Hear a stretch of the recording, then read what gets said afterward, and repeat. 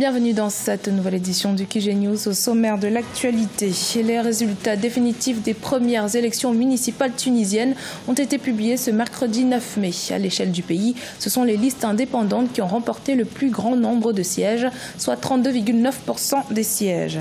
Au Cameroun, démarrage du premier salon africain du bâtiment et des métiers connexes, Afribat Cameroun 2018. On note la participation de 100 exposants dans une quarantaine de professionnels tunisiens. Et puis, découverte enfin de ce journal de l'artiste béninois Gopal Das. Sa spécialité, le slam, a fait de lui l'une des figures influentes de la scène artistique dans son pays.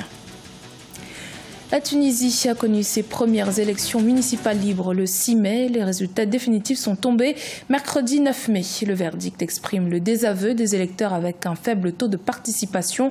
On note également un rejet des deux grands partis politiques qui dirigent le pays à la faveur de diverses listes indépendantes qui obtiennent un tiers des sièges. Gladys Wamba. Verdict sans appel pour les premières élections municipales libres tunisiennes. Il démontre le rejet des grands partis politiques au profit des forces indépendantes, alors que le pays poursuit son processus de transition démocratique. Le désaveu des électeurs s'est exprimé par un faible taux de participation, estimé à seulement 33,7%, soit 2 fois moins de votants que pour les élections législatives de 2014. La Tunisie a vu une classe politique dans une jeune démocratie qui a des pratiques de vieux pays démocratiques. C'est-à-dire qu'il y a tous les défauts, tous les tics de cette vision de la politique politicienne. Les Tunisiens qui vivent une crise aiguë, une crise économique, ont vu que ces partis sont totalement découpés de la réalité. Les partis Ennahda et Ennahda Tounes, alliés depuis 2015 dans une cohabitation gouvernementale consensuelle, arrivent en tête avec respectivement 29,68% et 22,7% des suffrages. Mais la donne change avec la percée des listes indépendantes dans plusieurs localités. Un tiers des votants s'est tourné vers ces formations indépendantes. Reste à savoir si l'émergence de ces forces politiques pourrait suffire à poser les bases d'une force alternative à l'échelle nationale. Il y a une recomposition de la scène politique qui va se dérouler et il est trop tôt pour le moment pour le dire, mais en tout cas, les professionnels de la politique doivent se rendre compte de cette réalité. Il faut voir sur la durée, sur les quelques mois qui vont venir, comment tout cela va prendre place et va se coaguler. L'issue de ces élections municipales incitera probablement les acteurs politiques tunisiens à se plier au jeu des alliances pour espérer atteindre la présidence des conseils municipaux, alors que se profilent les élections législatives et présidentielles à l'horizon 2019. Face à la montée de la menace terroriste, l'État camerounais a renforcé son dispositif militaire dans les régions en proie à l'insécurité. Une loi antiterroriste a par ailleurs été mise en vigueur dans le pays. Aux efforts institutionnels s'ajoute l'implication des populations pour la préservation de la paix. Les détails avec Nathalie Mo. La dernière vague de reddition des combattants camerounais de Boko Haram se composait de 350 personnes. À ces abandons s'ajoute la liste des résultats des actions entreprises contre l'extrémisme violent au Cameroun. Le pays est actuellement engagé sur 2 fronts, dans le septentrion contre les islamistes et dans les régions anglophones contre des groupes sécessionnistes. Le renforcement des capacités militaires et l'instauration de la loi antiterroriste du 23 décembre 2014 sont quelques instruments de lutte employés par l'État. La prise en compte de la nature de la menace a poussé à la réorganisation du commandement militaire avec la création et l'activation immédiate de la 4e région militaire interarmée. Là également, il fait agir de resserrer le maillage territorial, de rapprocher les unités, le commandement du théâtre des opérations. Au Cameroun, suivant la politique de défense populaire, l'action civile contribue également à la riposte contre la montée des radicalismes. On peut ainsi relever l'implication des comités de vigilance contre Boko Haram dès 2015. La protection et la réinsertion familiale des enfants enrôlés dans les groupes armés est l'un des combats sociaux majeurs menés par le Cameroun. Ce qui nous intéresse, c'est des enfants de moins de 18 ans. Comme c'est des enfants qui sont associés à des groupes particuliers, peut-être qui ont reçu une certaine éducation, une nouvelle éducation, on doit juger parce qu'il faudrait engager le processus de déconditionnement.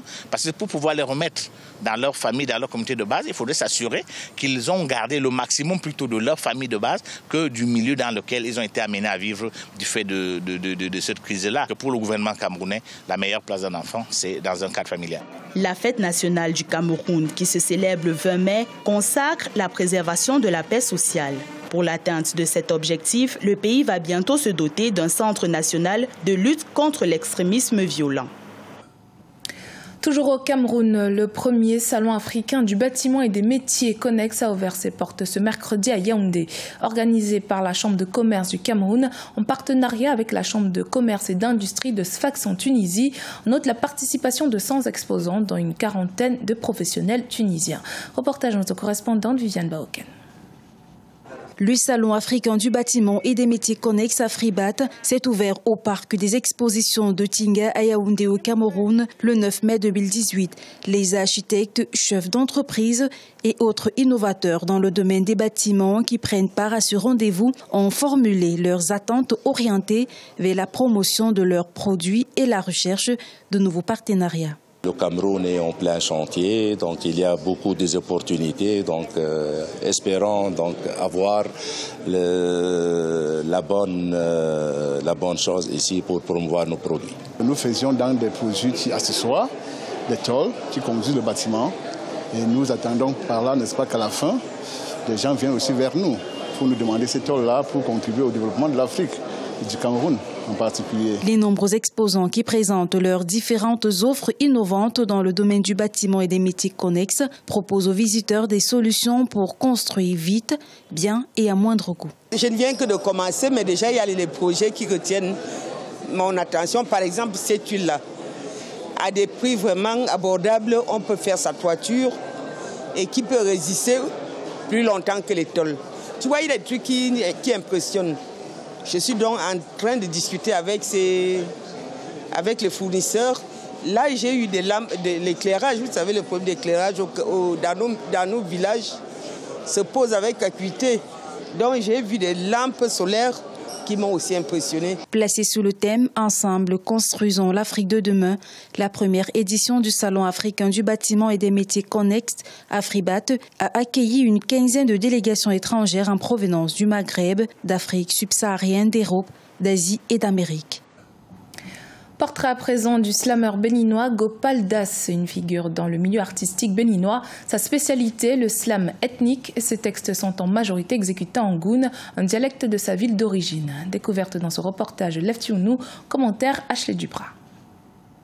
Gopal Das est un artiste slammer qui promeut les langues locales, notamment le gungbe, une langue parlée à Porto Novo. Idradas Bakta Nunagnon, alias Gopal, a été bercé par la littérature au cours de son cursus scolaire. Passionné de poésie, Gopal Das est devenu le déclamateur préféré des professeurs d'école. Influencé par le rap africain et béninois, il a décidé de se consacrer au slam en 2009. Étant fils de la capitale du Bénin, il fallait que je m'intéresse à faire du slam dans la langue de mes ancêtres, qu'est le gungbe principalement. Et je me suis mis à chercher comment est-ce que je peux apprendre cette langue. Je me découvre dans un univers où nos ancêtres ont laissé tout un savoir, un héritage linguistique incommensurable. Mais la difficulté, c'est que nous n'avons pas de plateforme ici nous permettant d'apprendre la langue nationale. Ça ne s'enseigne pas à l'école, ça ne s'enseigne nulle part. À part des professeurs qui donnent des cours privés, il n'y a que les centres d'évangélisation qui font l'alphabétisation. Après avoir été alphabétisé en langue locale goun, il a commencé par produire sa musique avec les rythmes tradis modernes. Il a à son actif plusieurs collaborations et singles dont Ouvi et Sasigbe. L'engagement et le travail de Gopal Das s'articulent autour de la promotion et la conservation des richesses culturelles issues du patrimoine du pays. Moi, principalement, je parle de l'aïratotétitude. L'aïratotétitude, c'est quoi? C'est Aïratoenitoté, dans ma langue, veut dire garde la conscience éveillée. Et l'attitude d'avoir la conscience éveillée m'a fait créer le mot aïratotétitude. Pour dire, nous devons garder constamment notre conscience éveillée. Comme je l'ai dit, les gens passent à côté de leur vie. Les gens ne savent pas ce qui est bon pour eux. Gopal Das est titulaire d'une licence en management culturel. Il a fondé un collectif nommé le Jazz Slam, un événement qui valorise les slameurs africains. Il est également promoteur d'une série de rencontres de slameurs, dont Slam, 3 rues, je dénonce. Idradas Bakta Nunanyon, alias Gopal Das, entend davantage révéler à travers le slam le patrimoine linguistique du pays. Il prépare activement la sortie de son premier album d'ici septembre 2018. C'était le journal de la rédaction. Merci de votre fidélité. Dans un instant, une nouvelle édition de l'actualité sur Africa 24.